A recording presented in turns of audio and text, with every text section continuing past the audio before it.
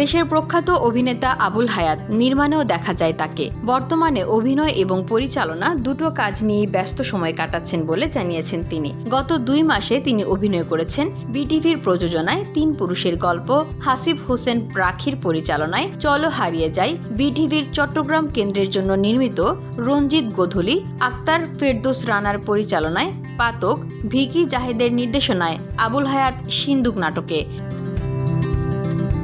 আগামীকাল থেকে শুটিং শুরু হবে তার পরিচালনায় লেখক নামে একটি নাটকের। এতে তিনি 3টি বিজ্ঞাপনের শুটিংয়ে অংশ নেবেন বলে জানিয়েছেন।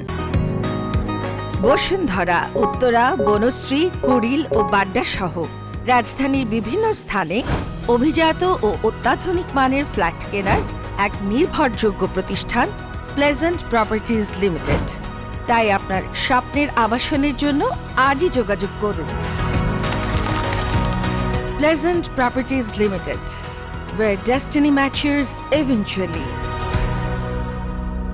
চলতি মাসে রবীন্দ্রনাথের গল্প নিয়ে তার পরিচালনায় নির্মিত হয় সম্পত্তি সমর্পণ নামে একটি নাটক। এতে অভিনয় করেছেন তিনি। অভিনয় ও নির্মাণ নিয়ে ব্যস্ততা প্রসঙ্গে আবুল হায়াত বলেন, শরীরটা আগের চেয়ে বেশ ভালো আছে বলেই বেশ আগ্রহ নিয়ে কাজ করছি। কাজের মধ্যে থাকতেই আসলে বেশি ভালো লাগে।